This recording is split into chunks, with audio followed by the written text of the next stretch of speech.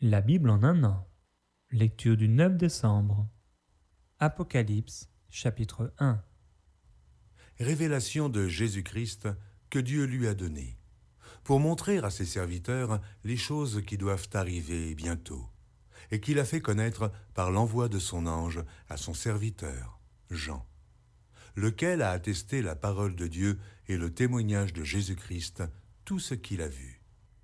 Heureux celui qui lit, et ceux qui entendent les paroles de la prophétie, et qui gardent les choses qui y sont écrites, car le temps est proche. Jean aux 7 églises qui sont en Asie.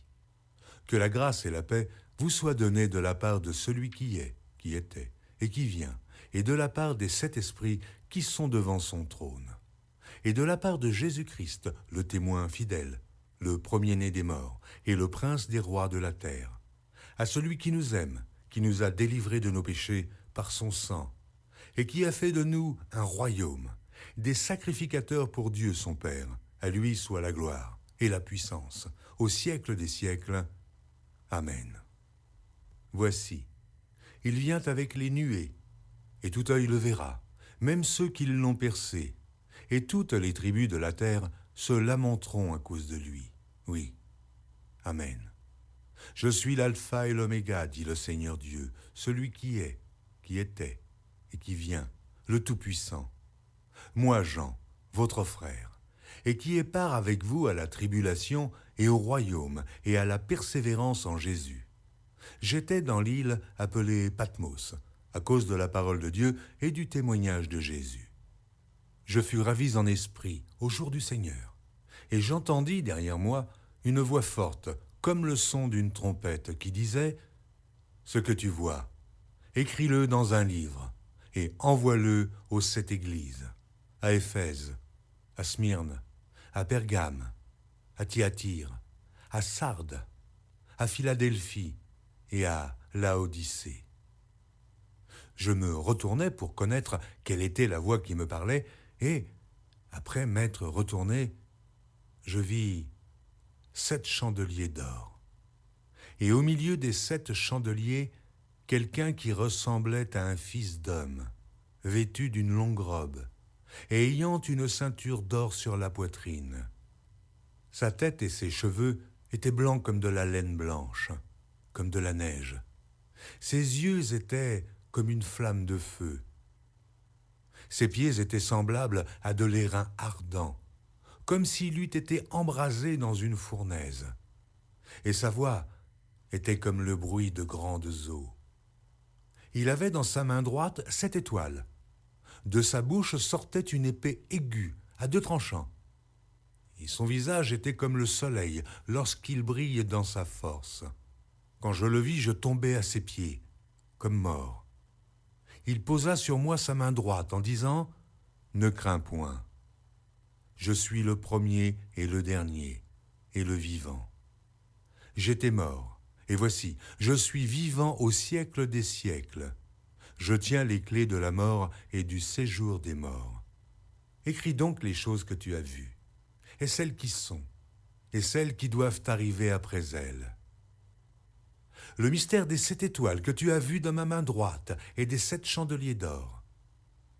Les 7 étoiles sont les anges des 7 églises, et les 7 chandeliers sont les 7 églises. Joël, chapitre 1. La parole de l'Éternel qui fut adressée à Joël, fils de Pétuel. Écoutez ceci, vieillards. Prêtez l'oreille, vous tous, habitants du pays. Rien de pareil est-il arrivé de votre temps ou du temps de vos pères? Racontez-le à vos enfants, et que vos enfants le racontent à leurs enfants, et leurs enfants à la génération qui suivra. Ce qu'a laissé le gazam, la sauterelle l'a dévoré. Ce qu'a laissé la sauterelle, le gélec l'a dévoré. Ce qu'a laissé le gélec, le hasil l'a dévoré. Réveillez-vous, ivrognes, et pleurez. Vous tous, buveurs de vin, gémissez, parce que le mou vous est enlevé de la bouche. Car un peuple est venu fondre sur mon pays, puissant et innombrable. Il a les dents d'un lion, les mâchoires d'une lionne. Il a dévasté ma vigne. Il a mis en morceaux mon figuier, il l'a dépouillé, abattu. les rameaux de la vigne ont blanchi. Lamente-toi, comme la Vierge qui se revêt d'un sac pour pleurer l'ami de sa jeunesse. Offrandes et libations disparaissent de la maison de l'Éternel. Les sacrificateurs, serviteurs de l'Éternel, sont dans le deuil. Les champs sont ravagés, la terre est attristée. Car les blés sont détruits, le mou est tari, l'huile est desséchée. Les laboureurs sont consternés, les vignerons gémissent à cause du froment et de l'orge, parce que la moisson des champs est perdue. La vigne est confuse, le figuier languissant. Le grenadier, le palmier, le pommier, tous les arbres des champs sont flétris. La joie a cessé parmi les fils de l'homme. Sacrificateurs, saignez-vous et pleurez. Lamentez-vous, serviteurs de l'autel. Venez, passez la nuit revêtus de sacs, serviteurs de mon Dieu. Car offrandes et libations ont disparu de la maison de votre Dieu. Publiez un jeûne, une convocation solennelle. Assemblez les vieillards, tous les habitants du pays, dans la maison de l'Éternel, votre Dieu, et criez à l'Éternel. Ah, quel jour, car le jour de l'Éternel est proche. Il vient comme un ravage du Tout-Puissant. La nourriture n'est-elle pas enlevée sous nos yeux? La joie et l'allégresse n'ont-elles pas disparu de la maison de notre Dieu? Les semences sont séchées sous les mottes, les greniers sont vides, les magasins sont en ruine, car il n'y a point de blé. Comme les bêtes gémissent, les troupeaux de bœufs sont consternés parce qu'ils sont sans pâturage, et même les troupeaux de brebis sont en souffrance. C'est vers toi que je crie, ô Éternel, car le feu a dévoré les plaines du désert, et la flamme a brûlé tous les arbres des champs. Les bêtes des champs crient aussi vers toi, car les torrents sont à sec, et le feu a dévoré les plaines du désert. Joël, chapitre 2. Sonnez de la trompette en Sion, faites-la retentir sur ma montagne sainte, que tous les habitants du pays tremblent, car le jour de l'Éternel vient, car il est proche, jour de ténèbres et d'obscurité, jour de nuées et de brouillard. Il vient comme l'aurore se répand sur les montagnes. Voici un peuple nombreux et puissant, tel qu'il n'y en a jamais eu et qu'il n'y en aura jamais dans la suite des âges. Devant lui est un feu dévorant et derrière lui une flamme brûlante. Le pays était auparavant comme un jardin d'Éden, et depuis, c'est un désert affreux. Rien ne lui échappe. À les voir, on dirait des chevaux, et ils courent comme des cavaliers. À les entendre, on dirait un bruit de chars sur le sommet des montagnes où ils bondissent. On dirait un pétillement de la flamme du feu quand elle consume le chaume. C'est comme une armée puissante qui se prépare au combat. Devant eux, les peuples tremblent, tous les visages pâlissent. Ils s'élancent comme des guerriers, ils escaladent les murs comme des gens de guerre. Chacun va son chemin, sans s'écarter de sa route. Ils ne pressent point les uns les autres, chacun garde son rang. Ils se précipitent au travers des traits sans arrêter leur marche. Ils se répandent dans la ville, courent sur les murailles, montent sur les maisons, entrent par les fenêtres comme un voleur. Devant eux la terre tremble, les cieux sont ébranlés, le soleil et la lune s'obscurcissent, et les étoiles retirent leur éclat. L'Éternel fait entendre sa voix devant son armée, car son camp est immense, et l'exécuteur de sa parole est puissant. Car le jour de l'Éternel est grand, il est terrible. Qui pourra le soutenir? Maintenant encore, dit l'Éternel, revenez à moi de tout votre cœur, avec des jeûnes, avec des pleurs et des lamentations. Déchirez vos cœurs et non vos vêtements, et revenez à l'Éternel, votre Dieu. Car il est compatissant et miséricordieux, lent à la colère et riche en bonté, et il se repent des maux qu'il envoie. Qui sait s'il ne reviendra pas et ne se repentira pas, et s'il ne laissera pas après lui la bénédiction, des offrandes et des libations pour l'Éternel, votre Dieu. Sonnez de la trompette en Sion, publiez un jeûne, une convocation solennelle. Assemblez le peuple, formez une sainte réunion. Assemblez les vieillards, assemblez les enfants, même les nourrissons à la mamelle. Que l'époux sorte de sa demeure et l'épouse de sa chambre. Qu'entre le portique et l'autel pleurent les sacrificateurs, serviteurs de l'Éternel, et qu'ils disent « Éternel, épargne ton peuple, ne livre pas ton héritage à l'opprobre, aux railleries des nations. Pourquoi dirait-on parmi les peuples, où est leur Dieu? L'Éternel est ému de jalousie pour son pays, et il épargne son peuple. L'Éternel répond, il dit à son peuple, voici, je vous enverrai du blé, du mou et de l'huile, et vous en serez rassasiés. Et je ne vous livrerai plus à l'opprobre parmi les nations. J'éloignerai de vous l'ennemi du nord, je le chasserai vers une terre aride et déserte, son avant-garde dans la mer orientale, son arrière-garde dans la mer occidentale. Et son infection se répandra, sa puanteur s'élèvera dans les airs, parce qu'il a fait de grandes choses. Terre, ne crains pas, sois dans l'allégresse et réjouis-toi, car l'Éternel fait de grandes choses. Bêtes des champs, ne craignez pas, car les plaines du désert reverdiront, car les arbres porteront leurs fruits, le figuier et la vigne donneront leur richesse. Et vous, enfants de Sion, soyez dans l'allégresse et réjouissez-vous en l'Éternel, votre Dieu, car il vous donnera la pluie en son temps. Il vous enverra la pluie de la première et de l'arrière-saison, comme autrefois. Les airs se rempliront de blé, et les cuves regorgeront de mou et d'huile. Je vous remplacerai les années qu'ont dévoré la sauterelle, le gélec, le hasil et le gazam, ma grande armée que j'avais envoyée contre vous. Vous mangerez et vous vous rassasierez, et vous célébrerez le nom de l'Éternel, votre Dieu, qui aura fait pour vous des prodiges. Et mon peuple ne sera plus jamais dans la confusion. Et vous saurez que je suis au milieu d'Israël, que je suis l'Éternel, votre Dieu, et qu'il n'y en a point d'autre, et mon peuple ne sera plus jamais dans la confusion. Après cela, je répandrai mon esprit sur toute chair. Vos fils et vos filles prophétiseront, vos vieillards auront des songes, et vos jeunes gens des visions.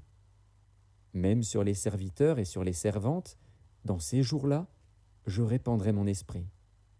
Je ferai paraître des prodiges dans les cieux et sur la terre, du sang, du feu et des colonnes de fumée.